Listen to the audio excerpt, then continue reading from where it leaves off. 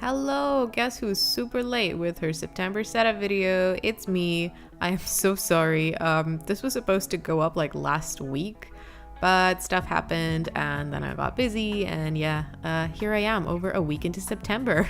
I was kind of contemplating skipping this video altogether, but to be fair, it was a really interesting experience, so I decided to finish it up even if it's late. So, monthly setup. I don't usually do monthly setups. There's a lot of reasons for that, mainly because I don't tend to look back to older pages unless I'm doing a flip through or something, as in I don't do it on a daily basis. I usually just have the layout of the current week open and that's it. I really like weekly layouts. So for this video, I decided to combine what I like as well as something I don't do often, which is a monthly setup. I did both a monthly overview and 4 weekly spreads at once, which, spoiler alert, completely blew up in my face. Right, first up, my monthly overview. I went for a cute yellow theme with some hints of teal. So all the artwork credits and stationery I used will be in the description as usual. So yeah, to be fair, I don't really like how the calendar came out. It's a bit too messy for my taste, but the rest of it's alright, I guess. I'm not sure if I should have used this much space for the monthly events overview, because honestly, there's not a lot going on in September besides a few birthdays, but oh well, if something else comes up, I'll just fill it in. I also have a section for tasks that I need to do this month. A few of those tasks I've already finished, so that's good. Yeah, I'll leave you to watch the rest of this overview until we get to the next page.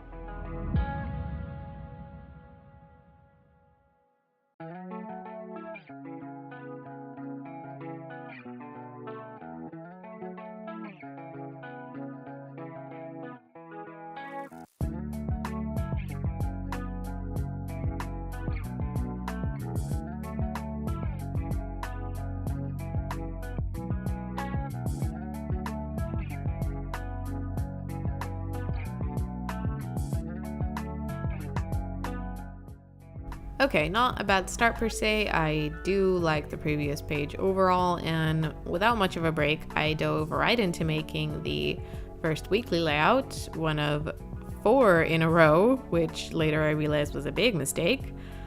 So for week 1, I picked a light blue theme. Honestly, I don't have much to say about this layout because I genuinely really like how it came out. It's one of my favorite layouts of the entire journal now. I'm really happy with it.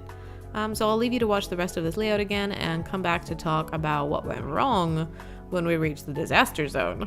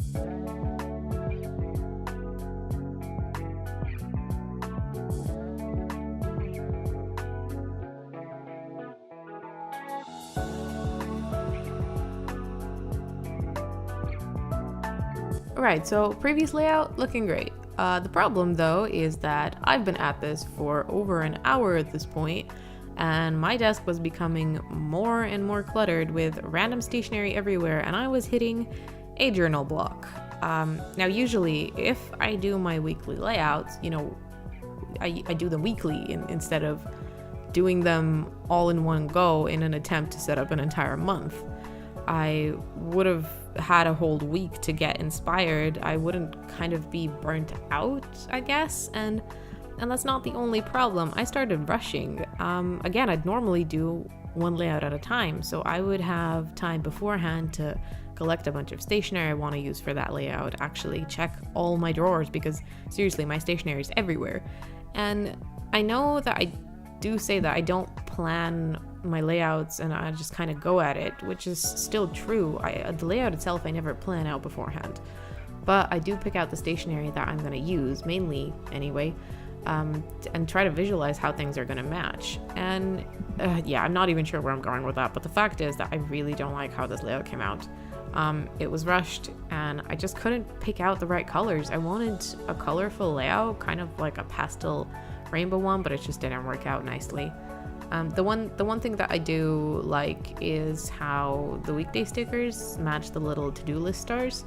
The weekdays are from paperkumaco and the stars are from my store, and they matched really nicely. I do want to use this again, but in a different layout for sure.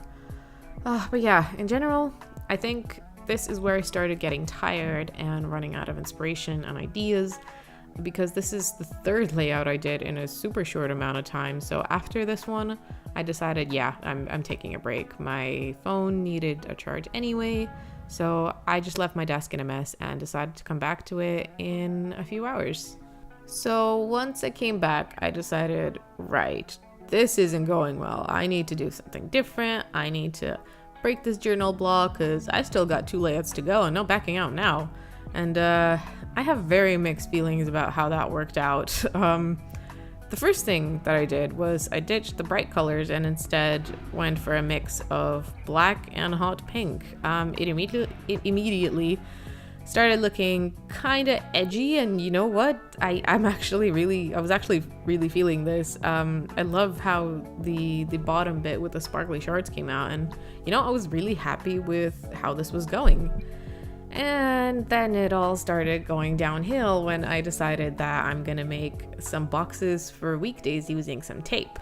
So 2 things happened. One, the tape actually ripped the paper. I am not sure if you can see that, but almost every box that I made had a bit of the top layer ripped off of the paper. It wasn't washi tape that I used. It was this glittery plastic decorative tape, and I think it would have been okay if I used washi tape instead. I think it would have come off easier. And 2, your girl ain't very smart. I used a tombow brush pen to kind of make these kind of brushed boxes. I'm not sure what to call them. And the thing is, while the ink dried just fine on the paper, there was still plenty of ink, like wet ink, on the tape itself, which, of course, I didn't realize until I smudged it on the page. Yet it got over all my fingers. So, being me, I thought, okay, if there's 1 fingerprint on the page, it's clearly a mistake. But if there's a lot of fingerprints on the page, it's grungy and totally deliberate. So I just literally proceeded to put a bunch of fingerprints and sponges all over the page. And you know what? Looking back at this, I mean, I actually kind of like how it came out. Plus, it was a fun experience. So honestly, as much of a disaster as this is, I'm glad I did it. Because it helped me break that whole journal block a little, and it doesn't look half bad. Well, minus the weekday headers, because I'm super out of practice with calligraphy.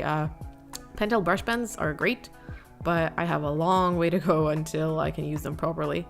But yeah, crisis averted. Onto the next and final layout, I guess.